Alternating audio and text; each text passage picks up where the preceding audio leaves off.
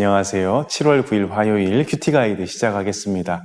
오늘 본문은 사도행전 20장 26절로 38절까지 말씀입니다. 하나님은 무한하신 반면 우리 인간은 유한합니다. 그래서 만남이 있으면 또 헤어지는 때가 있지요. 천국에서의 만남 외에는 우리에게 영원한 만남이란 없습니다. 영원히 함께할 것만 같았던 부부 간에도, 부모 자녀 간에도 언젠가는 작별을 해야 할 때가 이 땅에서는 찾아오지요. 작별과 헤어짐이 없으면 좋겠지만 한편으로는 이것을 받아들이는 것이 겸손이요. 그렇기에 작별을 잘 준비하는 게, 지금 내 곁에 있는 사람이 평생 있는 게 아니라고 그것을 알고 대하는 게 지혜가 아닐까 생각해 보았습니다. 오늘 본문에는 이별하는 한 사람이 등장합니다. 바울입니다. 바울은 이제 자신이 3년간 눈물과 사랑으로 목회했던 에베소 교인들을 더 이상 보지 못할 걸 알았습니다. 지금 에베소 교회의 장로들과의 만남이 이 땅에서의 마지막이 될 것을 직감했습니다. 바울은 마지막으로 어떤 말을 남겼을까요? 바울의 고별 설교의 내용을 함께 살펴보겠습니다. 관찰 질문 1번입니다. 바울이 에베소 교회 장로들에게 주의하라 하는 것은 무엇입니까? 바울은 자신이 떠난 후에 양떼 가운데 사나운 일이, 곧 거짓 선생들이 들어와 혼란스럽게 할 것을 예언했습니다. 밖에서도 들어올 것이고, 29절이죠. 또 30절은 교회 안에서도 거짓 선생들이 일어나서 어그러진 잘못된 가르침을 주어서 사람들을 미혹할 것이다 했습니다. 이들의 잘못된 가르침의 목적은 제자들을 미혹해서 자신을 따르게 하는 데 있습니다. 바울은 주님의 양떼가 주님을 따르도록 그 목적을 가지고 사역을 했거든요. 거짓 선생들은 교묘하게 자신을 따르도록 그렇게 가르침을 제공합니다. 바울은 여기에 대안을 제시하는데요. 그러한 때가 오면 내가 3년 동안 밤낮 쉬지 않고 눈물로 각 사람을 훈계 했던 그 말씀을 기억하라. 바울이 가르쳤던 그 진리의 말씀을 기억하며 깨어있을 때 이들은 이단의 공격으로부터 공동체를 지킬 수 있을 것입니다. 관찰 질문 2번입니다. 바울이 보여주었던 섬김의 본은 무엇입니까? 바울은 자신이 어떻게 섬겼는지를 얘기하는데요. 이는 자랑이나 교만의 표현이 아니고 앞으로 등장할 이 거짓 선생들의 그 모습과 바울이 보여준 삶의 모습이 얼마나 대조적인가, 이걸 보여주기 위함이었습니다. 바울은 은이나 금이나 의복을 탐하지 않았습니다.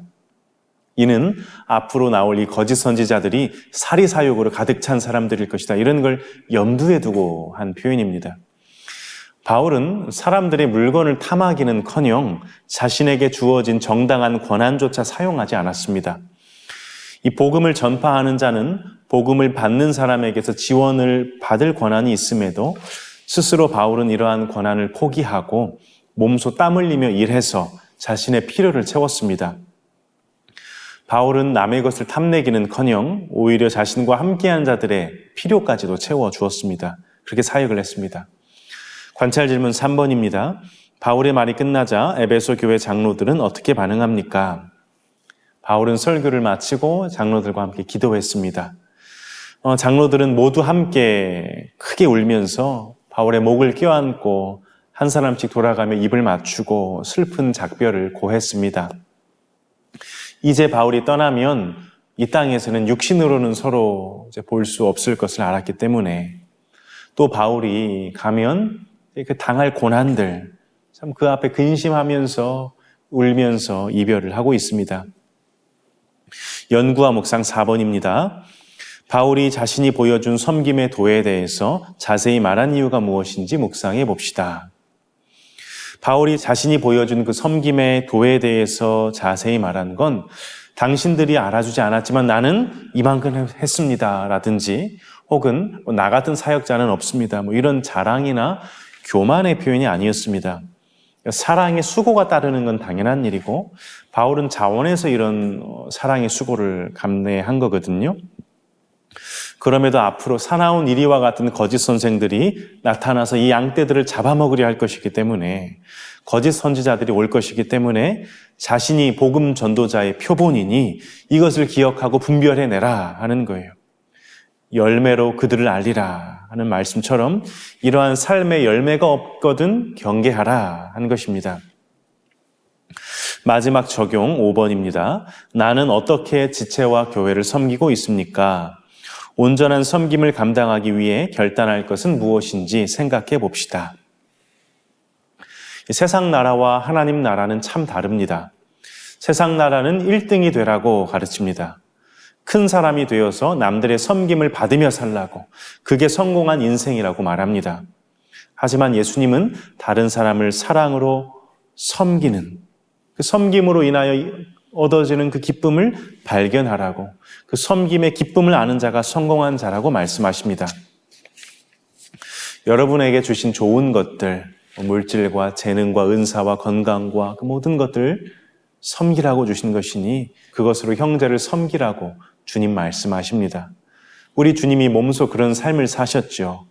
예수님은 하나님으로서 큰 권세와 권위가 있는 분이시지만 그 모든 것을 가지고 자신이 높아지고 니들이 나를 섬겨라, 그게 아니고 한평생 섬김의 삶을 사셨습니다. 우리도 예수님처럼 섬겨야 하겠습니다. 예수께서는 이제 그 진정한 섬김을 우리 공동체 안에서 하라고 말씀하십니다.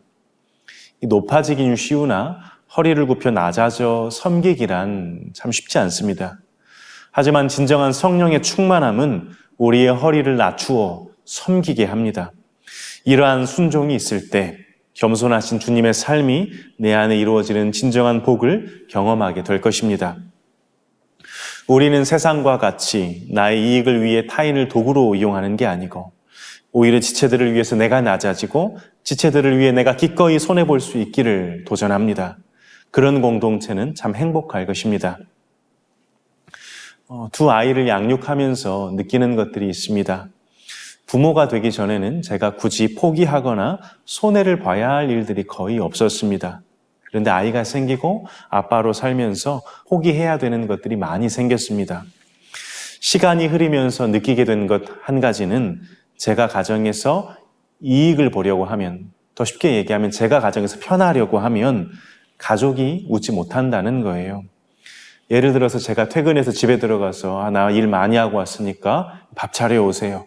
나는 좀 TV 보면서 쉬어야 되겠습니다. 내가 보고 싶은 TV 채널 보고 또 피곤하면 나 일찍 이제 자야 되겠습니다. 애들 놓고 이렇게 자고.